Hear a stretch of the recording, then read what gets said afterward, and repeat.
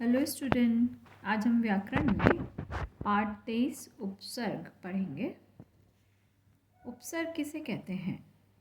जो शब्दांश किसी मूल शब्द से पहले जुड़कर उसके अर्थ में परिवर्तन कर देते हैं। यानी कहने का तात्पर्य यह है, जो मूल शब्द होता है उससे पहले जो शब्दांश जुड़ता है और उसके द्वारा अर्थ में परिवर्तन आ जाता है उसे उपसर्ग कहते हैं। जैसे यहाँ पर एग्जाम्पल गिवन है आपका, रीता प्रतिदिन स्कूल जाती है, तो प्रतिदिन वर्ड है आपका, प्रति उपसर्ग लगा है और दिन मूल शब्द है।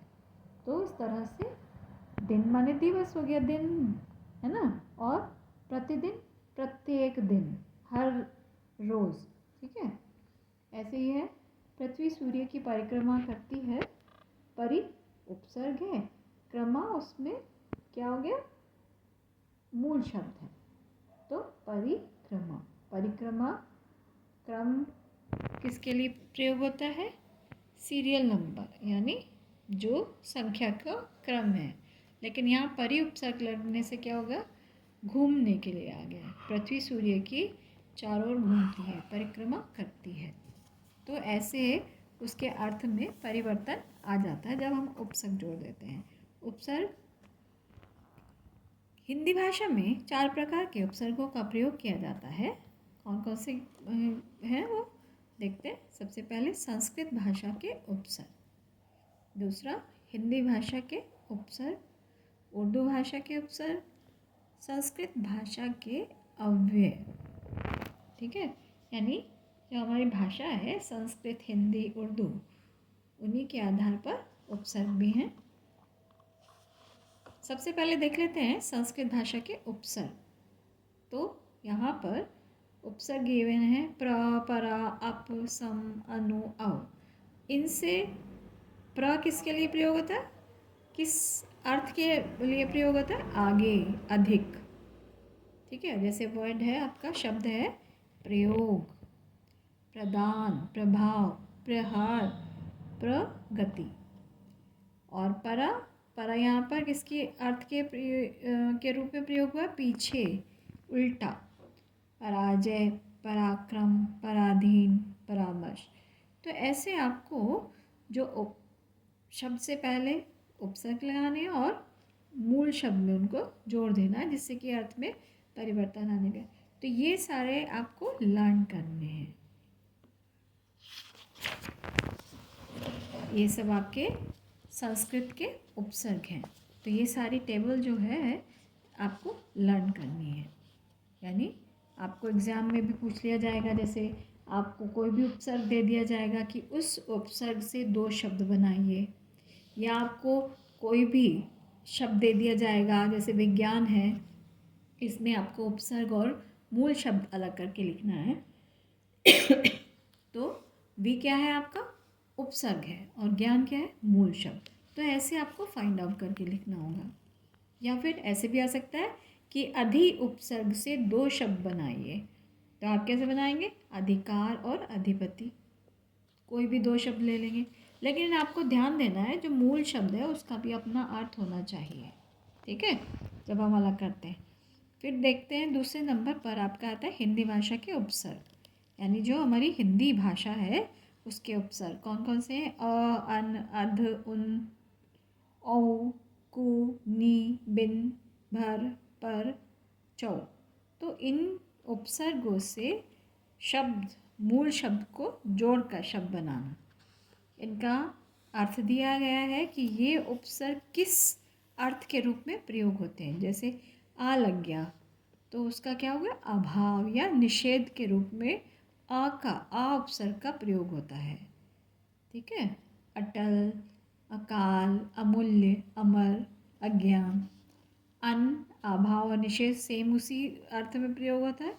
अनमोल, अनचाहा, अनंत, अनादर। अध, आधा, अधमरा, अधपका, अधखिला, अधजला। उन का एक कम, जितने भी आपकी काउंटिंग्स में आता है ना, जैसे आपका 29, 49, 69, 59, एक कम, ठीक है। 19। तो इस तरह के जितनी भी संख्या है वो उन शब्द से बनेंगे, उन उपसर्ग से। औ कहते हैं हीन होना, अवगुण, अवघट, औचट, अवसर। तो इस तरह से आपको मूल शब्द में प्रत्यय जोड़कर शब्द बनाना है। ठीक है, बाकी के आप देख लीजिएगा, ये भी आपको लर्न करनी है टेबल। फिर है उर्दू भाषा के उपसर्ग, यानी जो उर्दू भाषा में उपसर्ग मूल शब्द के साथ उपसर्ग लगाए जाते हैं, जैसे ला, ला कहते हैं बिना या रहित, लाजवाब, लाचार, लानत, लावारिश। बद है, बद किसके लिए प्रयुक्त हुआ है? बुरा अर्थ में। बदनाम, बदचलन, बदनसीब, बदतमीज़, बदनीय, बदतमीज़, ये क्या आ गए आपके उर्दू के हैं, बद से बना शब्द। फिर है ऐन वक्त, ऐन मौका, कम थोड़े के अर्थ के रूप में, कम सिन, कमज़ोर, कम बखत, कम उम्र। तो इस तरह से ये आपके उर्दू के उपसर्ग हुए, ये भी आपको लर्न करनी है टेबल।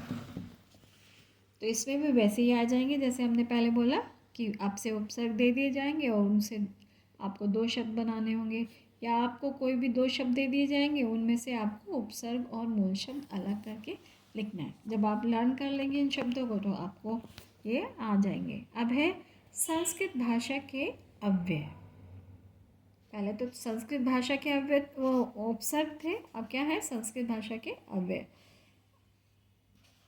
उपसर्ग की बात ही प्रयोग होने वाले हैं। अंतः, अंतः, अंतःकरण, अंतःपुर। अंतः मीन्स अंदर,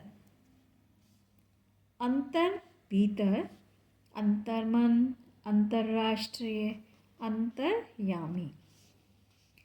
अधः नीचे के अर्थ में, अधः पतन, अधोगति, अधोमुख। तो ये आपको इस तरह से जो संस्कृत के अव्यय हैं उनके आधार पर आपने मूल शब्द में ये उपसर्ग लगाए और शब्द की निष्पत्ति हुई, यानी एक नया शब्द बन गया है। ठीक है, तो ये भी आपको लर्न करना है। अव्यय यानी अविकारी शब्द, ठीक है, जिनमें कोई भी विकार उत्पन्न ना हो। तो इस तरह से ये आपके 4 प्रकार के आपने उपसर्ग पढ़े हैं। संस्कृत भाषा के उपसर्ग, हिंदी भाषा के उपसर्ग, उर्दू भाषा के उपसर्ग और संस्कृत भाषा के अव्यय। उम्मीद है आपको ये समझ आ गया होगा। इसी के साथ विराम लेते हैं। धन्यवाद।